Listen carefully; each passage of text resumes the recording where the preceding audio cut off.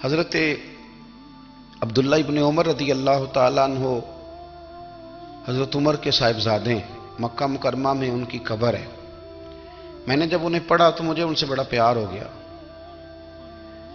لیکن آپ کو پتہ ہے وہاں جا کے کسی شخص کا مزار تلاش کرنا یا پوچھنا ایک مشکل کام ہوتا ہے۔ تو ایک دفعہ میں مکہ شریف میں حاضر تھا تو ایک گاڑی والا ڈرائیور مجھے کہنے لگا کہ مولانا میں آپ کو جانتا ہوں، مجھے آپ سے محبت ہے، ایک بات بتاؤں آپ کو۔ میں نے کہا بتاؤ۔ کہنے لگے حضرت عبداللہ ابن عمر کی قبر دیکھنی ہے۔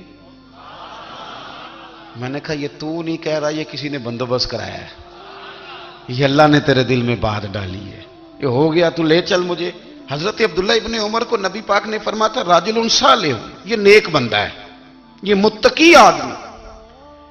حضرت عبداللہ ابن عمر رضی اللہ تعالیٰ عنہ سیدنا فاروق اعظم رضی اللہ تعالیٰ عنہ کے صاحبزادے ہیں، اور ان کی ہمشیرہ سیدہ حفصہ رضی اللہ تعالیٰ عنہ حضور کی زوجہ محترمہ ہے۔ ایک دن اپنی ہمشیرہ سے کہنے لگے کہ نبی کریم صلی اللہ تعالیٰ علیہ وسلم گھر میں آئے نا، اور اگر حضور غم امت میں پریشان نہ ہوں، طبیعت کو حشاش بشاش دیکھو تو ذرا پوچھنا تو صحیح حضور کا میرے بارے میں کیا خیال ہے، پوچھنا تو صحیح کہ کریم کی بارگاہ میں میرا کیا مقام ہے، میرے بارے میں حضور کیا فرماتے ہیں۔ اب بہن کو کام بتائے، اور بتائے بھی بھائی، اور پھر بہن وہ کام نہ کرے، یہ تاریخ میں ہوتا نہیں۔ حضرت عمر فاروق رضی اللہ تعالیٰ عنہ کی صاحبزادی ام المومنین رضی اللہ تعالیٰ عنہ فرماتی ہیں کہ میں تو بس منتظر تھی۔ انہوں نے تو کہا تھا نا کہ اگر تم حشاش بشاش دیکھو تو بات کرنا، لیکن حضور تشریف لائے، میری باری تھی، میرے گھر تشریف لائے، کھانا پیش کیا تو فوراً میں نے عرض کی حضور ایک بات پوچھنی تھی۔ تو حضور نے فرمایا پوچھئے۔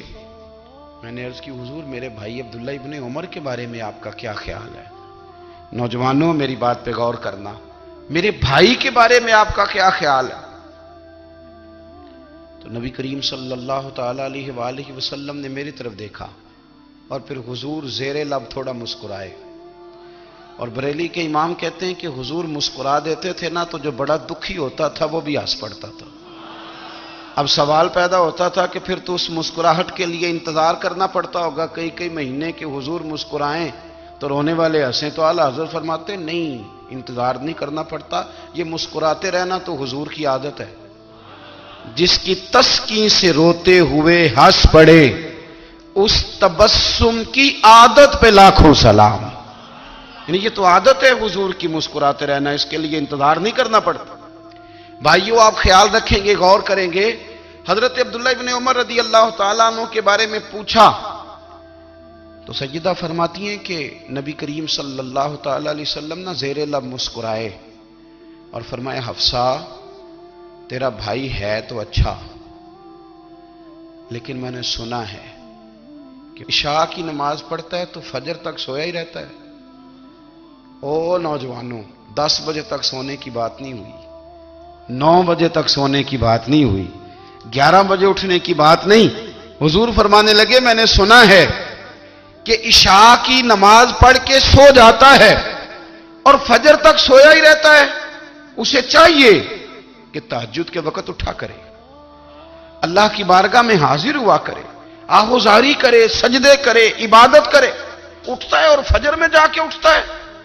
حضرت جناب حفصہ رضی اللہ تعالیٰ عنہ کہتی ہے میں نے جناب عبداللہ ابن عمر کو پیغام دیا اور میں نے کہا میرے جوان بھائی سن، نبی پاک نے فرمایا ہے تو اچھا پر تہجد میں نہیں اٹھتا، نفل نہیں پڑھتا۔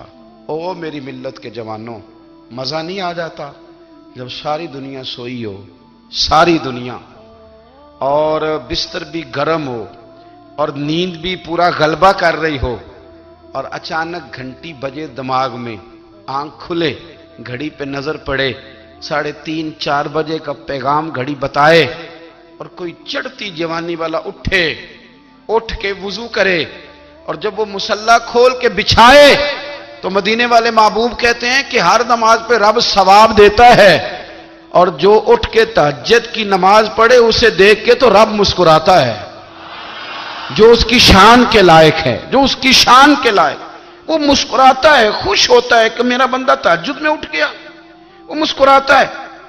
کاش ہماری صبحیں کبھی اپنے مالک کے نام ہو جائیں۔